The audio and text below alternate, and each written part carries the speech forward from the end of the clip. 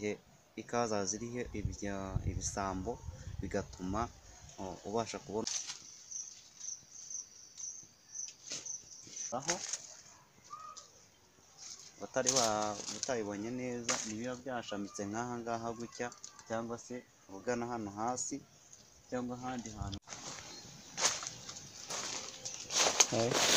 Hey guys, tugiye kurebera hamwe uburyo ki wakuraho ibisambo mu ikawa zawe mu gihe uzifite ariko zikaba zaragiyeho ibisambo, kugira ngo uri kubibona ko ndi kugenda mbikuraho.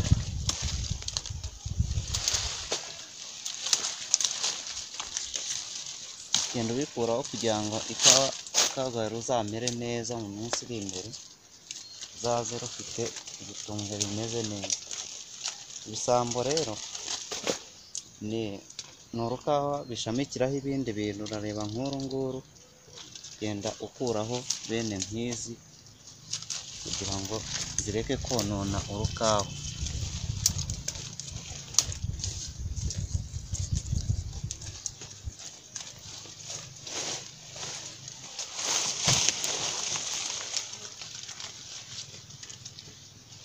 Genda ukuramo ibyagonona. Urabona nk'uru nguru, urabona ko rubifite hano inyuma.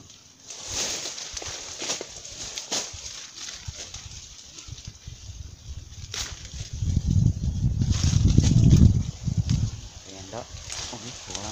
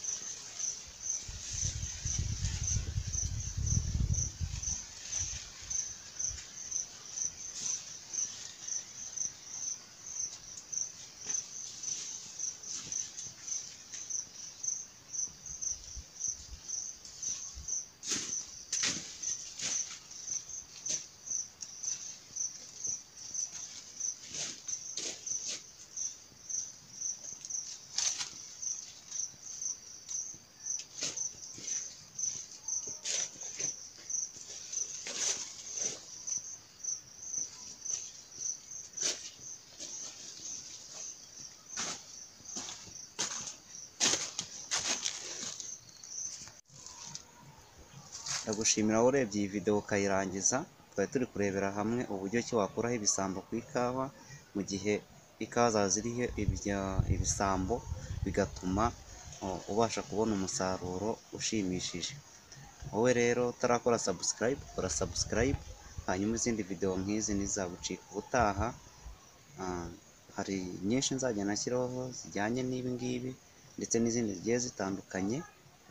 Niba zigushimishije mbwira muri comment, hanyuma umena like niba ubona byari byiza. Dore urugero, dore nk'iki ni igisambo, ngira ngo murakibona, nacyo wagikuraho. Utabibonye neza nibiba byashamitse nk'aha ngaha gutya, cyangwa se ugana hano hasi cyangwa ahandi hantu ugana nko hejuru, akaba nta mumaro byaba gifite, ahubwo ari ukonona urukawa rwawe.